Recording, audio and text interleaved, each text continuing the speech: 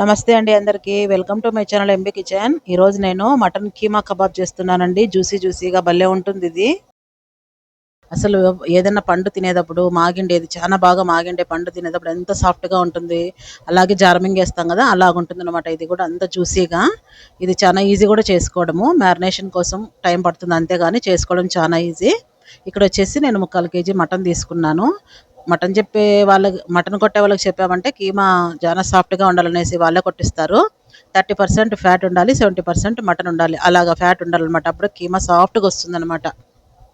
ఇలా చాలా నైస్గా కొట్టించుకోవాలి మామూలు కైమా కంటే. ఒకవేళ కొంచెం లావుగా కొట్టించేంటే గిన మనం మిక్సీలోకైనా వేసుకోవచ్చు. అలాగే ఇందులో కావాల్సిన మసాలా పదార్థాలు బాదాం పౌడరు, అలాగే ధనియాలు దంచుకున్నవి అదరాబదరాగా, జీలకర్ర కూడా అలాగే బరగ్గా దంచుకోవాలి. ఇంకా ఒటిమిరపకాయలను, జీలకర్ర పొడి, అలాగే కారం పొడి, గరం మసాలా పొడి, చాట్ పౌడర్. ఇందులోకి నేను ఇది తీసుకున్నానండి, పప్పాయ పౌడరు. పచ్చి పప్పాయ తెగిన సాఫ్ట్గా ఉడుకుతుందనేసి. లేదనుకోండి కొంచెం బేకింగ్ సోడా వేసుకున్నా కూడా బాగా సాఫ్ట్గా అయిపోతుంది. ఇప్పుడు వచ్చేసి సన్నగా కట్ చేసిన కొత్తిమీర ఒక పిడికెడు, కారంగా ఉన్న పచ్చిమిరపకాయలతో 2 స్పూన్ల పేస్ట్ అనమాట. అల్లం వెల్లుల్లి పేస్ట్ 2 స్పూన్లు, తగినంత సాల్ట్. ఇది వచ్చేసి 2 మీడియం సైజ్ ఎర్రగడ్డలు ఇలాగ మిక్సీకి వేసుకున్నాను. లాస్ట్ టైం చప్లీ కబాబ్ చేసినప్పుడు పిండినాను అనమాట బట్టలోకి వేసి. అలా కాకుండా ఇలాగ నీళ్ళతోనే వేసేస్తున్నాను. ఇది వచ్చేసి పెరుగు ఒక గంట సేపు అలాగ వడగొట్టే దాంట్లో వేసింటే నీళ్ళంతా కారిపోయింది. గట్టి పెరుగు వేసుకోవాలి. ఎర్రగడ్డలు వచ్చేసి కొంచెం నేను చూపించినట్లుగానే వేసుకోవాలి, పిండాల్సిన అవసరం లేదు. ఇది ఎందుకంటే జ్యూసీ కబాబ్ అని చెప్పాను కదా, ఇదంతా కలిసేలాగా బాగా కలుపుకోవాలన్నమాట. ఇది ఎంత కలిపితే అంత మెత్తగా తొందరగా ఉడుకుతుంది కూడా. మసాలా మొత్తం చిన్న చిన్న పీసులకు అంతా అంటుకొని.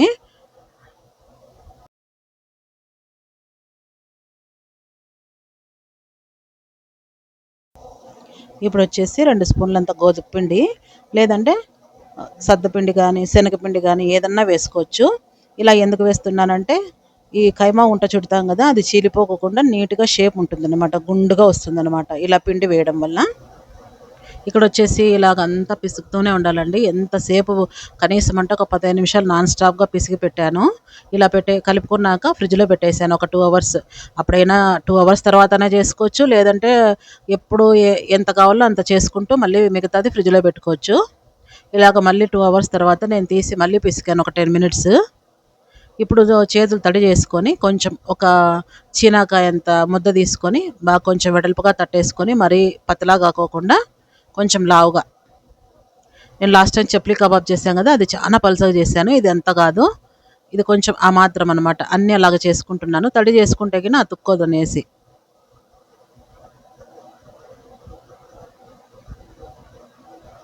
కొత్తగా చూస్తున్న వాళ్ళు సబ్స్క్రైబ్ చేసుకోండి. సబ్స్క్రైబ్ చేసుకోకుండా చూస్తున్న వాళ్ళు కూడా మర్చిపోయి ఉంటారు, గుర్తు చేస్తున్నాను. సబ్స్క్రైబ్ చేసుకోండి, లైక్ చేయండి, మీ ఫ్రెండ్స్కి రిలేటివ్స్కి షేర్ చేయండి.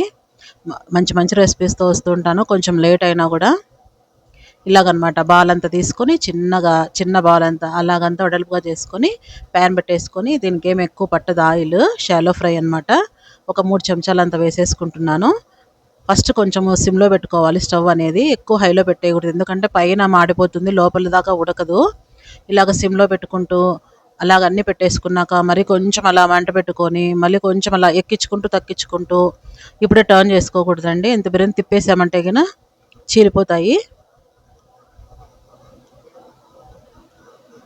ఇలాగ కొద్దిసేపు అయినాక చాలా నిదానంగా తిప్పుకోవాలన్నమాట, ఇలా 2 చెంచాల సహాయంతో.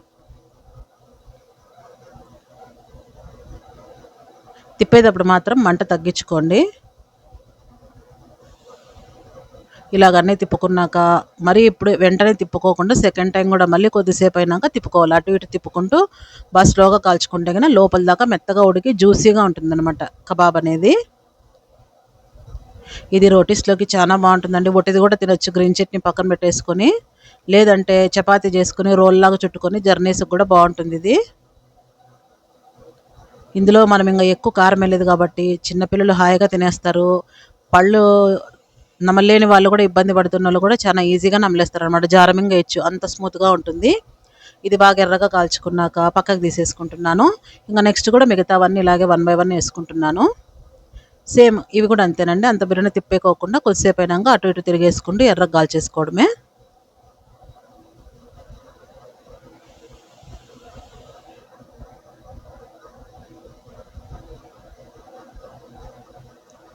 ఇది ఫ్రిడ్జ్లో పెట్టుకొని పచ్చిదనమాట చేయకముందుదే. అది ఎప్పుడు కావాలంటే అప్పుడు చేసుకోవచ్చు. నేనైతే ఇక్కడ కొంచెం అర్ధ భాగం చేశాను, మిగతాది మళ్ళీ ఎప్పుడైనా చేసుకోవచ్చని. మేము ఉండేది ఇద్దరమే కాబట్టి అంత ఖర్చు కాదనేసి. ఇక్కడ వచ్చేసి ఇంత ఆయిల్ పట్టదు కాబట్టి కొంచెం తీసేస్తున్నాను. ఒక స్పూన్ అంత పెట్టేసి ఇందులోకి పెద్ద పెద్దగా కోసిన ఎర్రగడ్డ పీసులు, మరీ సన్నగా కోయకూడదు, కొంచెము తినేటప్పుడు కరుం కురుం అనాలన్నమాట, క్రంచీగా. అలా వేయగానే ఒక 2, 3 పచ్చిమిరపకాయలు చిన్నగా కట్ చేసినట్టు వేసుకుంటున్నాను. ఎక్కువ వేయించకూడదు ఎర్రగడ్డ కూడా. కారం తగ్గట్టు మీరు తినగలిగినంత వేసుకోవాలి. నేను ఇక్కడ వచ్చేసి చాలా కారం ఉండే మిరపకాయలు ఒక 2 చిన్నగా కట్ చేసి వేసుకున్నాను.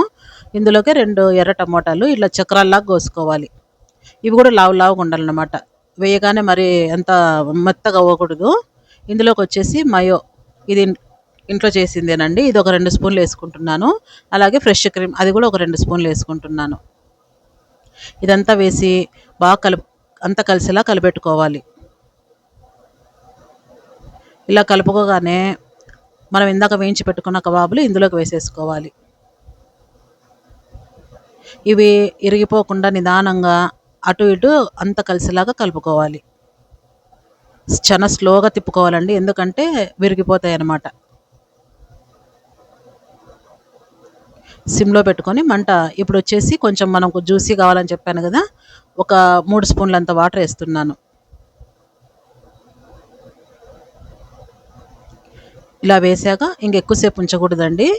ఇంకా అటు ఇటు తిరిగేసి కొంచెం అలాగా వేడవ్వగానే మనం పోసిన నీళ్ళు ఇంకా స్టవ్ బంద్ చేసుకోవడమే. కొత్తిమీర అలా గార్నిష్ చేసేసుకొని రోటీస్లోకి ఎంత బాగుంటుందంటే అండి, ఒట్టిదే తినేయచ్చు. గ్రీన్ చట్నీ కానీ ఇలాగ మయో కానీ ఏదైనా సైడ్ పెట్టేసుకొని. ఇంకా ఇందులోకి మరి నిమ్మకాయ పిండాల్సిన పని లేదు,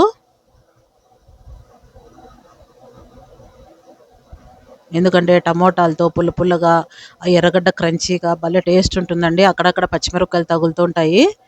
మీకు నచ్చుతుంది అనుకుంటున్నాను. మరిన్ని మంచి రెసిపీస్తో వస్తానండి. సబ్స్క్రైబ్ చేసుకోండి, లైక్ చేయండి, షేర్ చేయండి.